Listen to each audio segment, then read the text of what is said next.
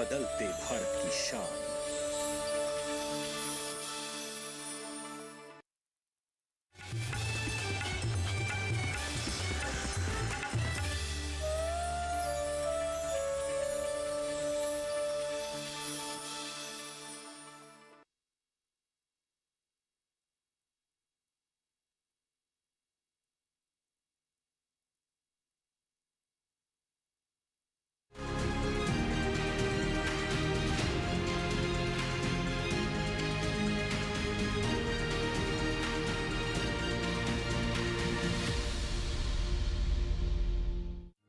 पीढ़ी दर पीढ़ी हमारे किसान अलग अलग स्पीसीज की अलग अलग वैरायटी इनको सहेज कर रखते गए और उसको विकास करते रहे। किसान की विरासत, धरती के वनस्पति संसाधन, एक अधिकार जिसका दुनिया भर के देश करते हैं सम्मान।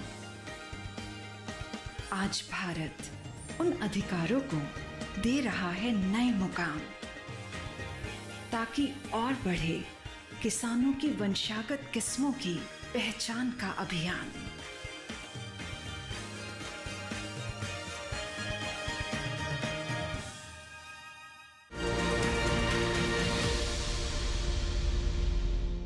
नमस्कार, आप देख रहे हैं दूरदर्शन किसान। कार्यक्रम कृषि दर्शन में आप सभी का स्वागत है। मैं हूं आपके साथ मोनालिसा। किसानों को समर्पित कार्यक्रम कृषि दर्शन में विज्ञान और किसान, कृषि स्टार्टअप और फार्मिंग इंडिया जैसे सेगमेंट्स के माध्यम से हम आपके लिए कृषि क्षेत्र से जुड़ी हुई अहम जानकारियां लेकर आते हैं, जैसे कि खेती की वैज्ञानिक पद्धति और सरकार द्वारा चलाई जा रही महत्वपूर्ण योजना की जानकारी हम आपको इस कार्यक्रम में देते हैं।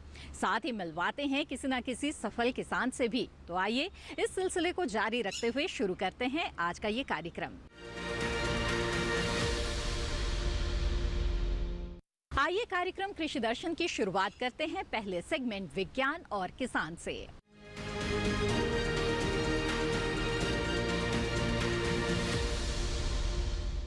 किसान पारंपरिक फसलों के अलावा कुछ अलग तरह के फसलों की अगर खेती करे जिनकी बाजार में अच्छी मांग होती है, तो इससे किसानों को काफी लाभ हो सकता है। जैसे कि सगंधीय और औषधीय पौधों की श्रेणी में आता है मेंथा।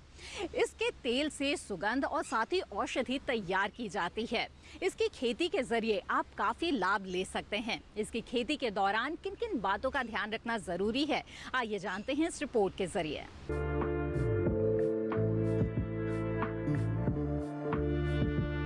मेंथा की खेती पूरे भारतवर्ष में की जाती है। इसकी खेती मुख्य रूप से उत्तर प्रदेश, राजस्थान, मध्य प्रदेश, गुजरात और पंजाब में की जाती है। मेंथा एक वर्षीय झाड़ी-नुमा पौधा है। पूरी दुनिया में मेंथा से निकले मेंथोल तेल की खपत लगभग 9,500 मीट्रिक टन है। मेंथा तेल के उत्पादन में हमारा देश पूरी दुनिया में नंबर 1 है। केंद्रीय औषधीय सगंध पौधा संस्थान मेंथा की खेती पर लगातार शोध कर रहा है। मेंथा की अच्छी उपज के लिए बलुई दोमट मिट्टी उपयुक्त मानी जाती है। साथ ही जल निकासी की व्यवस्था अच्छी हो, भूमि का भुरभुरा होना भी जरूरी है, जिससे खेतों में वायु संचार बना रहे। मेंथा की वृद्धि के लिए वर्षा जरूरी है। मेंथा की रुपाई से पहले खेत की गहरी जुताई करना भी आवश्यक होता है। इसके लिए एक जुताई मिट्टी पलटने वाले हल से करने के बाद 2 से 3 जुताई कल्टीवेटर से करनी चाहिए। अंतिम जुताई के समय खेत में 250 से 300 क्विंटल गोबर की सड़ी खाद या कंपोस्ट डालने से उपज अच्छी मिलती है। मेंथा के तेल का उपयोग दवाइयाँ बनाने, सौंदर्य प्रसाधनों, पेय पदार्थों, सुगंध के लिए किया जाता है। 1 हेक्टेयर क्षेत्रफल की मेंथा फसल से 150 किलोग्राम तेल निकलता है। बेहतर फसल प्रबंधन यानी समय से रुपाई, सिंचाई और उर्वरकों के सही इस्तेमाल से मेंथा की खेती की जाए तो मात्रा 250 से 300 किलोग्राम तक हो जाती है। इसके लिए नई तकनीक से बना आसवान संयंत्र अधिक लाभप्रद है। अब किसान पूरी तकनीकों को छोड़ नई आसवान निधि को अपनाकर अधिक लाभ कमा रहे हैं। नई आसवान संयंत्र की टंकी छोटी है, इसमें ईंधन कम लगता है। इस आधुनिक तकनीक से तेल जल्दी और अच्छी मात्रा में प्राप्त हो जाता है। मेंथा का तेल निकालने से पहले मेंथा को कटाई के बाद संयंत्र में ले जाते हैं। फिर कटे हुए मेंथा को कुछ समय के लिए फैला देते हैं। इससे इसकी पत्तियां कुछ पीली पड़ जाती हैं और फसल का वजन भी कुछ कम हो जाता है। इसके बाद इसे डिस्टिलेशन संयंत्र में भरकर इसे गर्म करते हैं। इस प्रकार गर्मी पाकर मेंथा से जलवाष्प तेल एक टैंक में एकत्रित होता है। बचे अवशेष यानी जिंगरा को बाद में खाद के रूप में भी प्रयोग किया जाता है। मेंथा की कटाई के 15 से 20 दिन पहले ही सिंचाई बंद कर दे। समय समय पर खेत की निगरानी करते रहे ताकि समय से कीट रोग प्रबंधन किया जा सके। किसान भाई अगर इन सभी बातों को ध्यान में रखकर आधुनिक तरीकों से मेंथा की खेती करें तो निश्चित ही सफलता हासिल कर सकते हैं।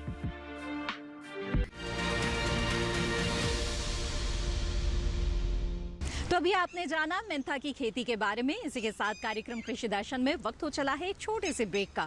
ब्रेक के बाद आपको मिलवाएंगे एक सफल किसान से। आप बने रहें दूरदर्शन किसान पर।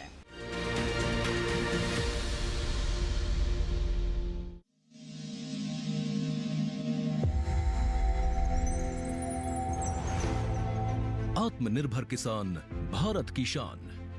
उत्पादन में आत्मनिर्भर होने के साथ साथ फसल की कटाई के उपरांत उपज की हानि को रोकने, ग्रामीण क्षेत्रों में रोजगार सृजन करने और बीज से बाजार तक के विजन को मजबूती देने के उद्देश्य से 1 वर्ष पूर्व माननीय प्रधानमंत्री श्री नरेंद्र मोदी जी ने एक महत्वाकांक्षी केंद्रीय योजना एग्रीकल्चर इंफ्रास्ट्रक्चर फंड की शुरुआत की।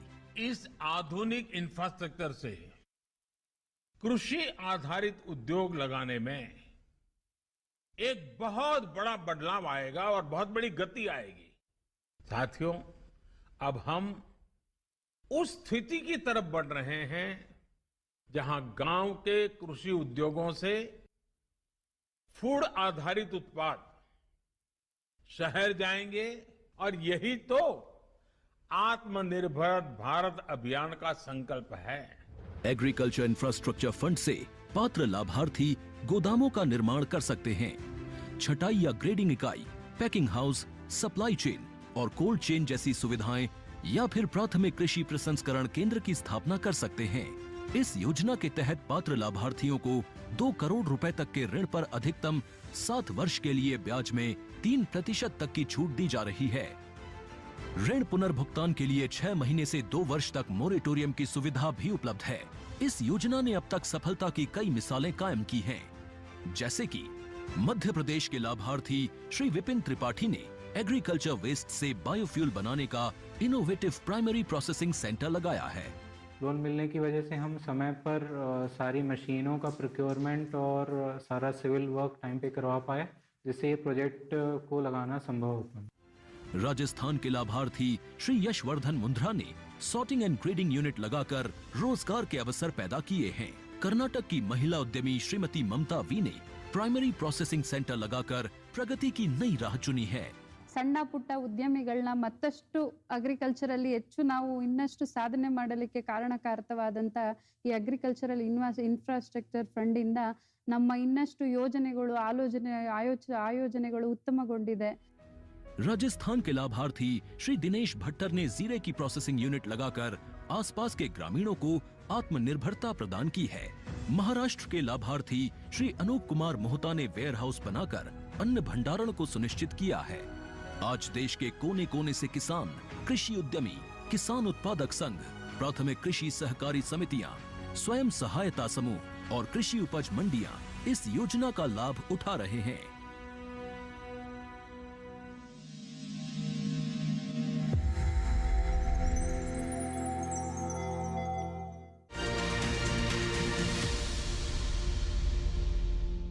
ब्रेक के बाद आप सभी का फिर से स्वागत है। आप देख रहे हैं कार्यक्रम कृषि दर्शन। आइए अब आगे बढ़ते हैं और देखते हैं अगला सेगमेंट कृषि स्टार्टअप।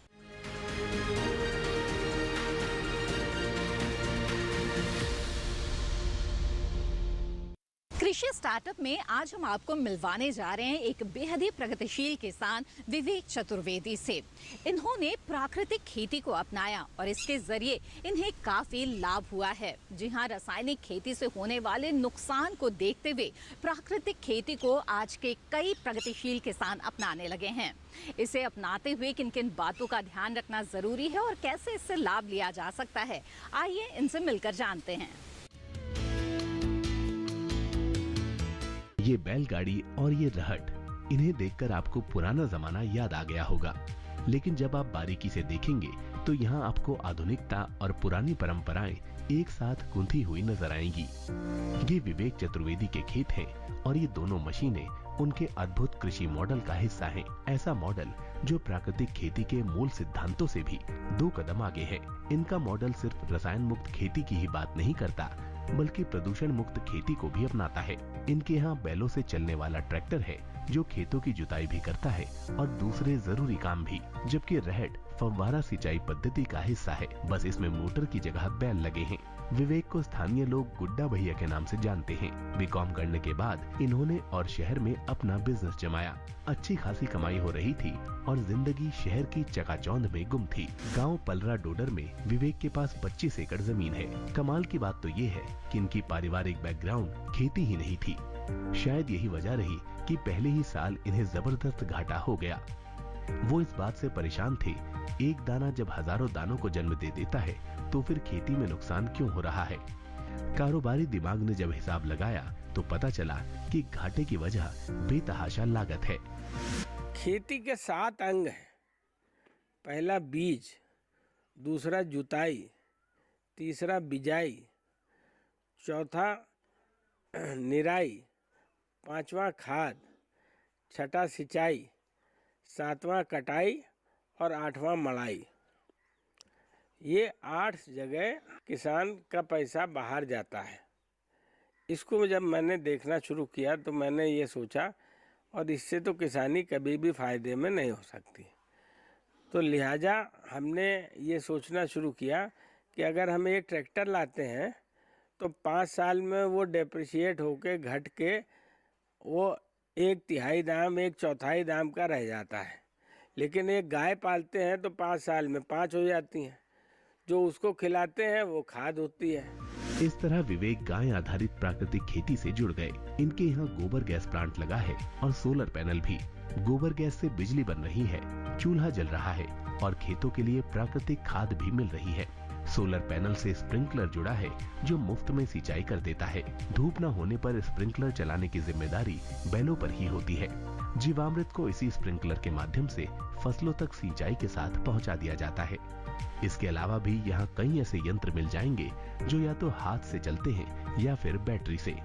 तो कुछ भी हमारा जा नहीं रहा, बाहर से हम कुछ भी ले नहीं रहे। इसी प्रकार से हर अंग पे हमने काम किया। जैसे निराई एक बहुत बड़ा खर्चा है, सिंचाई एक बहुत बड़ा खर्चा है। तो सिंचाई के कुछ साधन हमने बनाए। जैसे हमने एक ऐसा स्प्रिंकलर बनाया जो दाम में 1/3 से भी कम है। निराई एक बहुत बड़ी समस्या और बहुत खर्चे का काम है। तो हमने बैटरी से चलने वाला हिंदुस्तान का पहला वीडर बनाया। उसके बाद सोलर पंप भी हमने लिया, सरकार से लिया, और उसको हमने मल्टी फंक्शनल बनाना शुरू कर दिया। यानी उसी से हमने अपना थ्रेशर चलाना शुरू कर दिया। उसी से हमने आटा चक्की, धान मिल, ये सब बनाने शुरू कर दिए।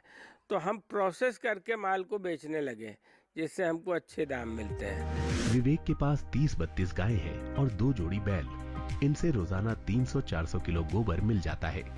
विवेक आसपास के बहुत से किसानों को जीरो बजट प्राकृतिक खेती के लिए प्रेरित कर रहे हैं। कई किसान तो ऐसे हैं जो खेती छोड़ने के बारे में सोच रहे हैं। विवेक के मॉडल ने उनके मन में नई उम्मीद जगाई है। लोगों में अब जागरूकता आ रही है। वो धीरे धीरे ही सही रसायन मुक्त उत्पादों को पसंद करने लगे हैं। केमिकल प्रभावों से मुक्त फसल के बाजार में अच्छे भाव मिल जाते हैं। सरकार भी परंपरागत कृषि विकास योजना के अंतर्गत भारतीय प्राकृतिक कृषि पद्धति के नाम से एक उप योजना चला रही है। इसके जरिए 500 हेक्टेयर के क्लस्टर के आधार पर प्राकृतिक खेती को प्रोत्साहित किया जा रहा है। 1 हेक्टेयर प्राकृतिक खेती के लिए 3 साल तक 12,200 रुपए की सहायता भी दी जा रही है। इनमें से 2,000 रुपए इंसेंटिव के रूप में सीधे किसानों के खाते में डाले जा रहे हैं। अब तक 4 लाख हेक्टेयर से भी अधिक जमीन प्राकृतिक खेती के अंतर्गत आ चुकी है। अंतर्राष्ट्रीय स्तर पर प्राकृतिक खेती को पुनर्योजी खेती का रूप माना गया है। ऐसा रूप जिसका मकसद धरती को बचाने के लिए कार्य योजना पर अमल करना है। इसके साथ कार्यक्रम कृषि दर्शन में वक्त है एक और छोटे से ब्रेक का। जल्द हाजिर होंगे लेकर अगला सेगमेंट फार्मिंग इंडिया। आप बने रहें दूरदर्शन किसान पर।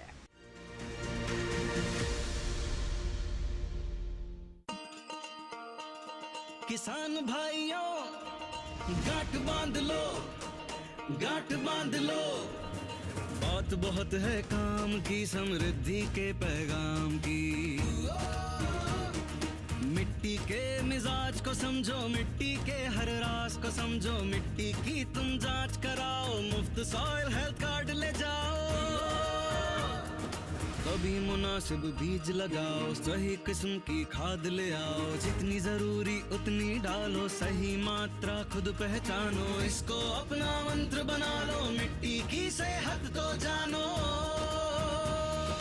बात बहुत है काम की, कम लागत अधिक वरदान की, किसान भाइयों गांठ बांध लो। आज ही मिट्टी की जांच कराएं, राज्य सरकार के कृषि अधिकारी से संपर्क करें और मुफ्त में सॉइल हेल्थ कार्ड पाएं। कृषि और किसान कल्याण मंत्रालय द्वारा किसान हित में जारी। ब्रेक के बाद आप सभी का फिर से स्वागत है। आप देख रहे हैं कार्यक्रम कृषि दर्शन।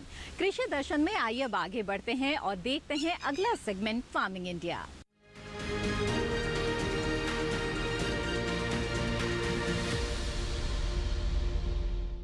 किसानों को खेती के दौरान सिंचाई की समुचित व्यवस्था करनी पड़ती है, जिसमें काफी ऊर्जा की आवश्यकता होती है। ऐसे में सौर ऊर्जा का इस्तेमाल किया जा सकता है, जो काफी किफायती है और किसानों के लिए काफी लाभदायक हो सकता है। और इसके लिए सरकार द्वारा चलाई जा रही है एक बेहद ही महत्वपूर्ण योजना, प्रधानमंत्री कुसुम योजना। इसके तहत सौर ऊर्जा से संचालित जो पंप होते हैं वो लगाए जा सकते हैं। तो आइए इस योजना के बारे में विस्तार से जानते हैं।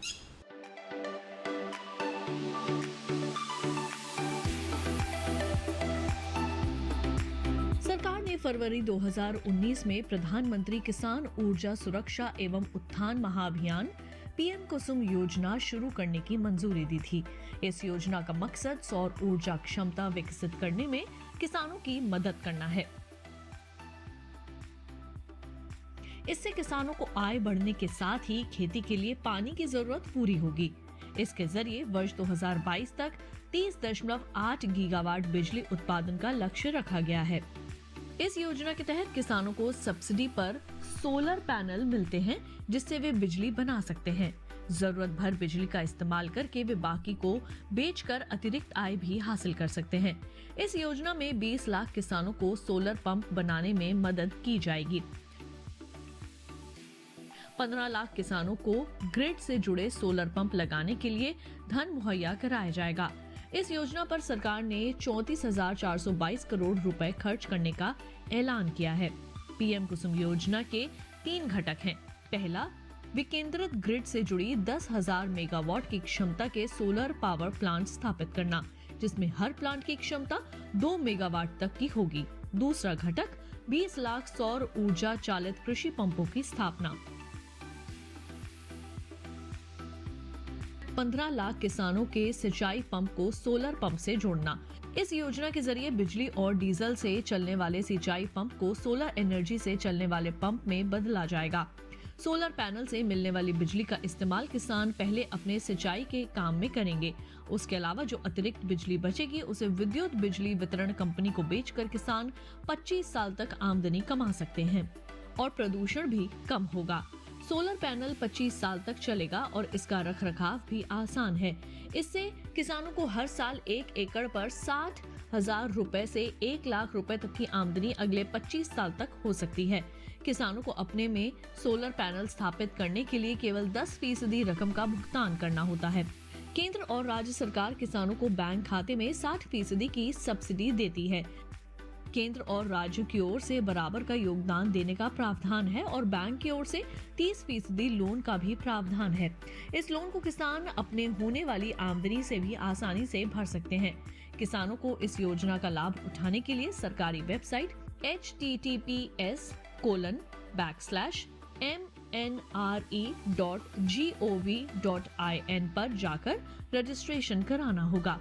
इसके अलावा आधार कार्ड, प्रॉपर्टी के दस्तावेज और बैंक खाते की जानकारी भी देनी होगी।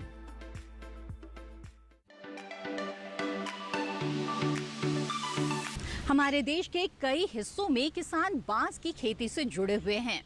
बांस का तो बाजार में अच्छा मूल्य मिलता ही है, लेकिन अगर इससे उत्पाद भी कई तरह के तैयार किए जाए तो मुनाफा और भी ज्यादा बढ़ सकता है। इसी क्षेत्र को बढ़ावा देने के लिए खासतौर पर राष्ट्रीय बांस मिशन चलाया जा रहा है। आइए विस्तार से जानते हैं इसके बारे में। बांस एक ऐसा पौधा है जो हर परिवेश में तेजी से विकसित हो सकता है। आसानी से उपलब्धता और इसकी मजबूती की वजह से बरसों से बांस का उपयोग होता रहा है और अब इसकी मांग और भी अधिक बढ़ गई है। दुनिया में तेजी से हो रहे जलवायु परिवर्तन पर काबू पाने में भी बांस काफी सहायक है, क्योंकि इसमें कार्बन भंडारण और ऊर्जा बनाने की क्षमता है। तेजी से कट रहे जंगलों को बचाने में भी बांस की अहम भूमिका है, क्योंकि ये निर्माण के लिए बेहतरीन विकल्प है।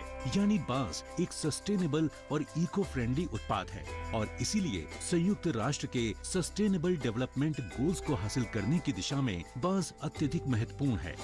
भारत दुनिया का दूसरा सबसे बड़ा बांस उत्पादक देश है, जहां बांस की 125 देसी और 11 विदेशी प्रजातियां पाई जाती हैं। भारत में कुल बांस उत्पादन क्षेत्र 16 मिलियन हेक्टेयर है और वार्षिक बांस उत्पादन क्षमता 3.23 मिलियन टन है। यूं तो बांस भारत में लगभग हर इलाके में पाया जाता है, लेकिन इसके कुल उत्पादन क्षेत्र का 40% हिस्सा मध्य प्रदेश, अरुणाचल प्रदेश, महाराष्ट्र, ओडिशा और असम में है।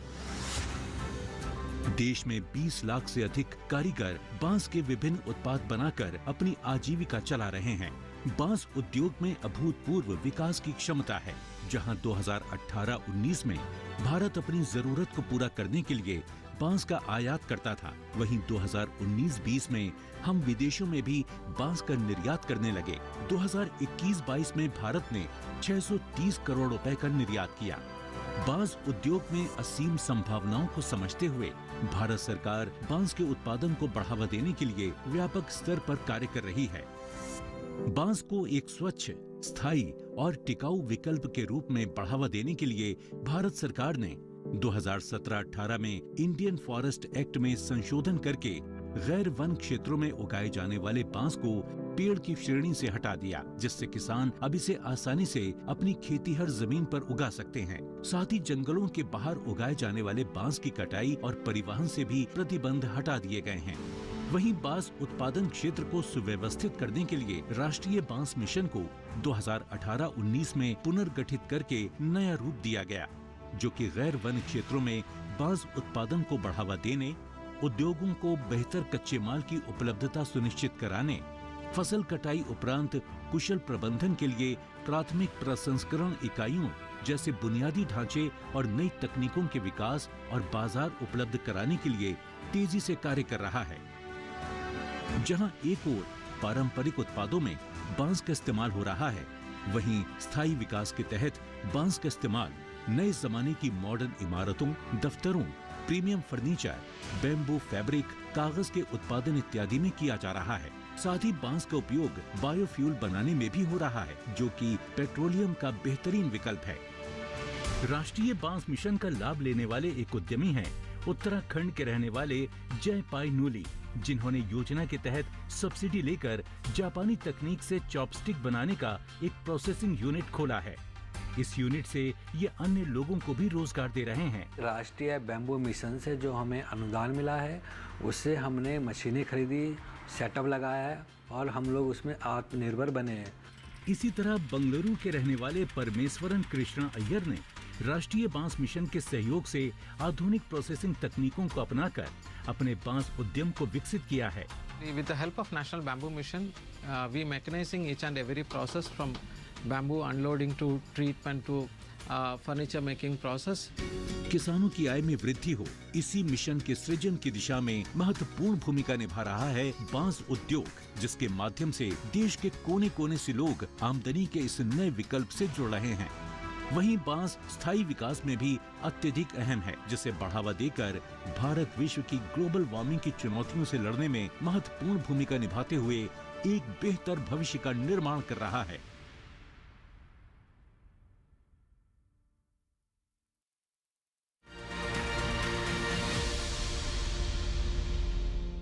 कार्यक्रम कृषि दर्शन में आज जो जानकारियां हम आपके लिए लेकर आए हैं, हमें उम्मीद है कि इससे आपको लाभ जरूर होगा। इस कार्यक्रम से संबंधित अपने सुझाव या विचार आप हमारे साथ साझा कर सकते हैं। हमारा ईमेल आईडी है krishidarshan@gmail.com। आप चाहें तो हमें पत्र भी लिख सकते हैं। हमारा पता है कृषि दर्शन, कमरा नंबर 58, CPC दूरदर्शन खेलगांव, नई दिल्ली 110049। जानकारियों से भरपूर कृषि दर्शन कार्यक्रम को आप दूरदर्शन किसान के YouTube चैनल पर भी देख सकते हैं। इसके लिए टीवी स्क्रीन पर दिखाए जा रहे इस QR कोड को स्कैन करें। इसी के साथ कृषि दर्शन की आज की इस कड़ी में बस इतना ही। हमें दीजिए इजाजत। आप बने रहें दूरदर्शन किसान पर। नमस्कार।